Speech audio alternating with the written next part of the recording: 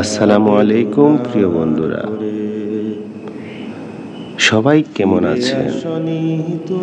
আশা করি সবাই আল্লাহর রহমতে ভালোই আছেন। আজকে আপনাদের একটি শিক্ষণীয় গল্প শোনাই। প্রত্যন্ত গ্রামেই একজন বৃদ্ধ মহিলা বাস করত। মহিলার অগণিত মুরগি ছিল। সেই মুরগির লালন পালন করেই মোটামুটি জীবিকা নির্বাহ করত ওই বৃদ্ধ মহিলা। বৃদ্ধ মহিলার মুরগিগুলো থেকে কিছু মুরগি ডিম পাড়া শুরু করে। সেই ডিম বাজারে বিক্রি করে জীবন নির্বাহী করতে থাকে ওই বৃদ্ধ মহিলা। কিছু মুরগির থেকে একটি মুরগি একদিন সোনার ডিম পাড়তে শুরু করে। বৃদ্ধ মহিলাটা বেজায় খুশি হয়ে যায়।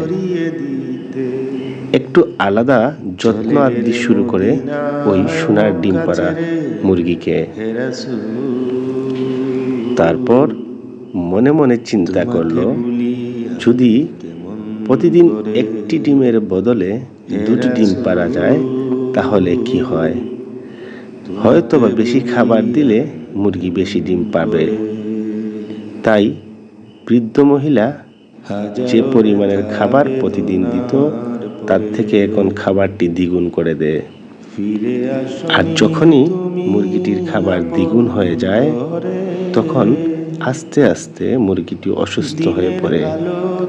তার সাথে সাথে ডিম পাড়াও বন্ধ করে দেয়। অত্যন্ত চিন্তিত হয়ে গেল বৃদ্ধ মহিলা, এখন কি করণীয়? যখন খাবার বৃদ্ধি করতে শুরু করলো তখন বৃদ্ধ মহিলাটির মুরগিটি আরো বেশি অসুস্থ হয়ে পড়ে। একদিন মুরগিটি অতিরিক্ত খাবারের ফলেই হঠাৎ করে মরে যায়। আর এই গল্প থেকে আমরা কি শিখতে পেলাম?